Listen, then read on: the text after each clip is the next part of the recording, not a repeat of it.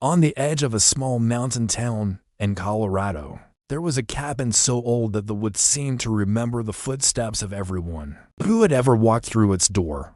The locals called it Pine Hollow, a name passed down through generations. Whispered over coffee in the mornings and in hushed voices at the general store. No one lived there permanently anymore. The last family had moved out over 30 years ago, and since then, Pine Hollow had been more shadow than shelter, its windows clouded with dust, its porch sagging under the weight of time. Yet, despite its decay, the place was never truly forgotten. People still spoke of strange sounds at night, soft footsteps when no one was there, the faint creak of a rocking chair that hadn't been touched in years, and the eerie scent of pine and smoke drifting down the road on windless evenings. One autumn afternoon, just as the mountains were starting to catch fire with the colors of the season, a man named Daniel pulled into town. He wasn't a local, his license plates were from Nevada, but there was something in his face that felt oddly familiar, like he'd been here before, even if no one could quite place him. He checked into the only inn in town, a small place run by a widow named May, who had lived here all her life. Over coffee, May asked him what had brought him to such a quiet place. He hesitated, looking out the window toward the ridge where Pine Hollow sat hidden among the trees. "I'm here for something I lost," he said softly. "A long time ago." May didn't press him for details, but she noticed the way his hands trembled slightly as he took another sip of coffee. And though she didn't say it out loud, she knew exactly what he was talking about, because everyone in town knew the story of Pine Hollow and the night that changed everything. The early morning air in Willow Creek always carried a special kind of stillness, a quiet that seemed almost alive, as though the town itself was holding its breath. On this particular day, however, something about that stillness felt different.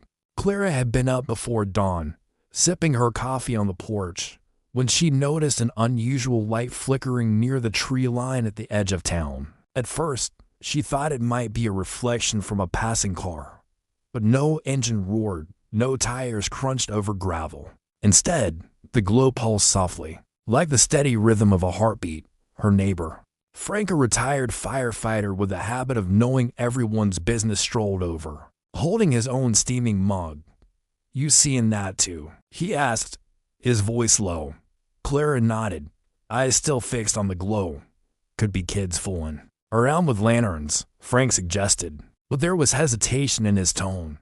Willow Creek didn't have many kids anymore, and certainly none who wandered around in the woods before sunrise. As they watched, the light seemed to drift closer, weaving between the trees.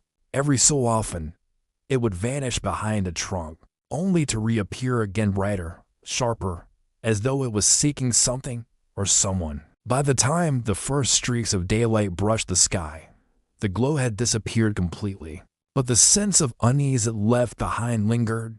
Word spread quickly in Willow Creek.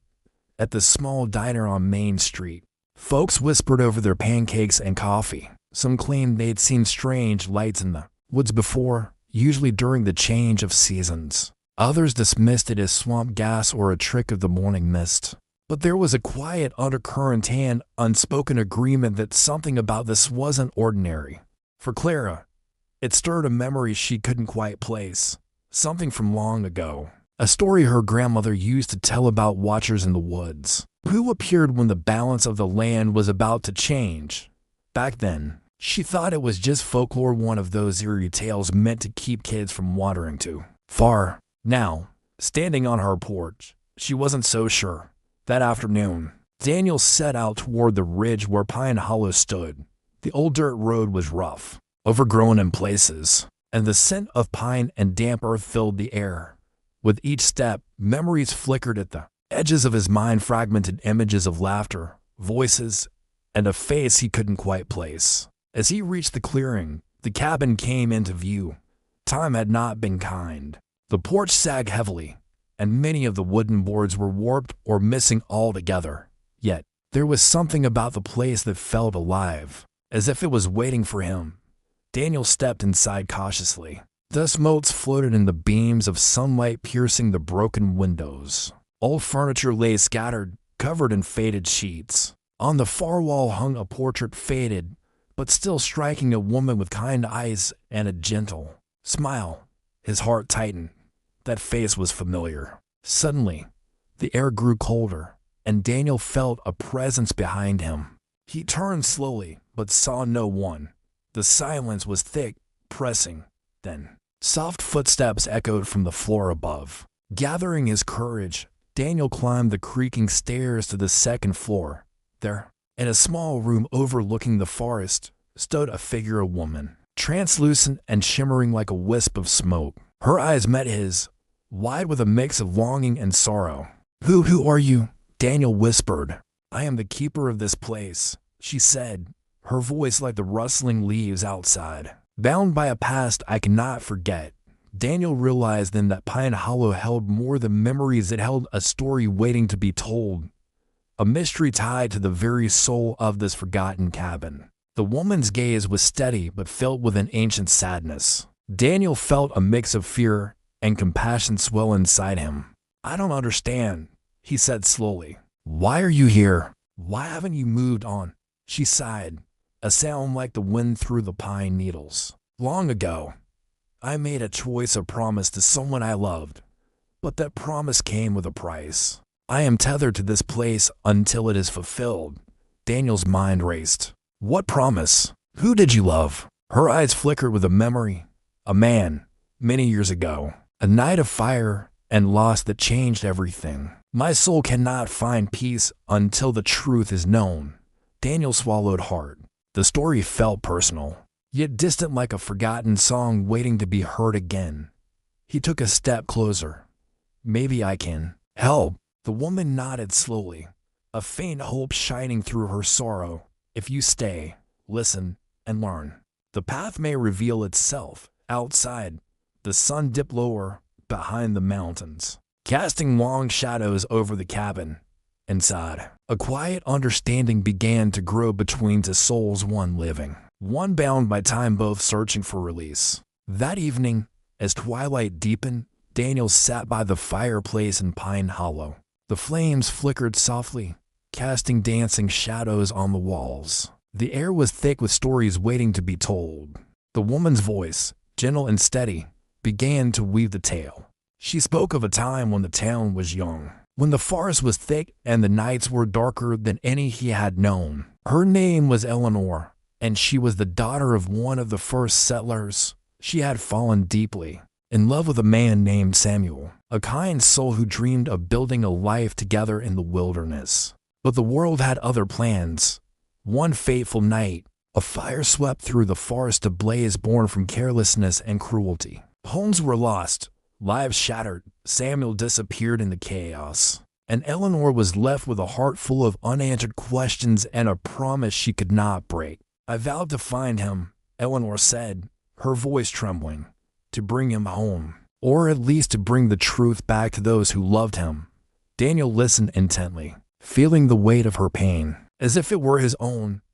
As the night wore on, the boundaries between past and present blurred. The cabin seemed to breathe with memories, each creak and whisper carrying fragments of a story that refused to fade away.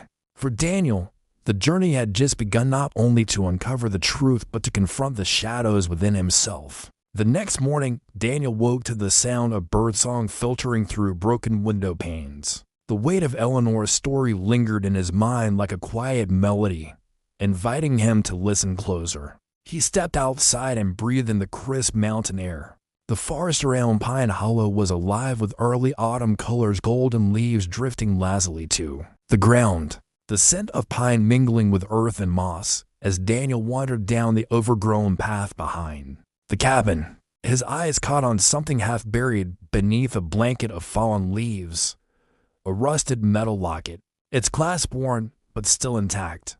He knelt and gently pried it open, revealing a faded photograph of a man strong. With eyes full of kindness, his heart quickened. Could this be Samuel? Daniel held the locket tightly, feeling a connection that transcended time. It was as if the past had reached out through the years to find him, asking to be heard.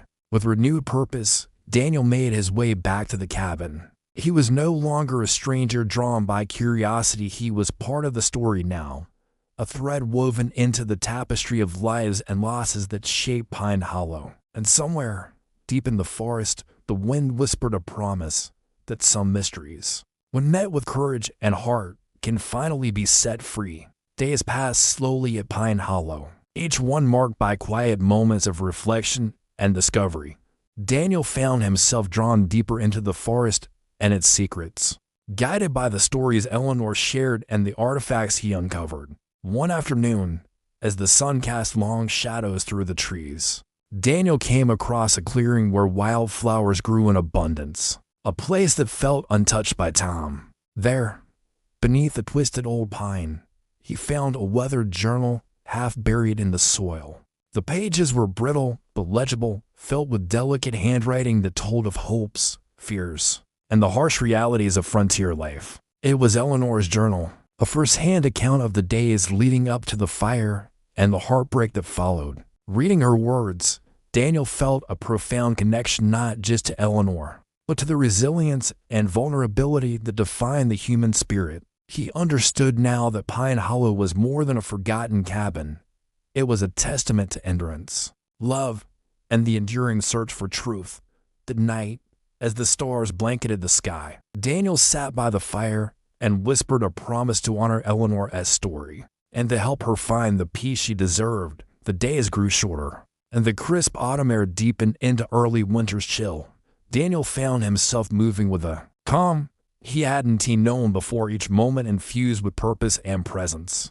One evening, as he stood outside Pine Hollow, the fading light caught a shimmer in the woods.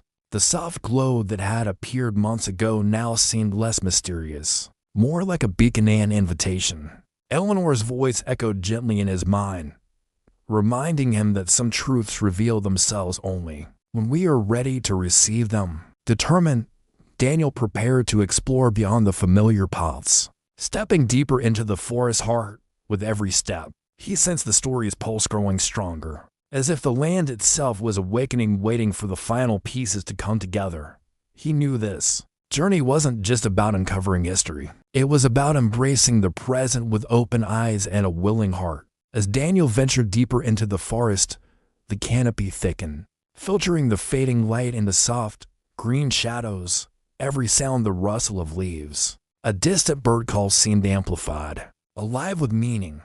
He followed a narrow trail, worn by years but seldom traveled, until it opened onto a small, hidden pond. The water was still, reflecting the cloudy sky above like a glass mirror. There, at the edge, lay an old, weathered box partially buried in the mud, heart pounding. Daniel pulled it free and carefully pried it open. Inside were letters, tied with a faded ribbon, words of love, hope, and sorrow between Eleanor and Samuel. Reading them, Daniel felt the weight of their dreams and despair, a timeless connection that transcended the years. In that quiet moment, he realized that some stories are never truly lost. They live on in the hearts of those who listen. As night fell and the forest grew silent, Daniel felt a profound peace settle over him. The past and present had met, and with it came a healing that no words could fully capture. Back at Pine Hollow, Daniel sat quietly by the fireplace, the letters resting gently in his hands.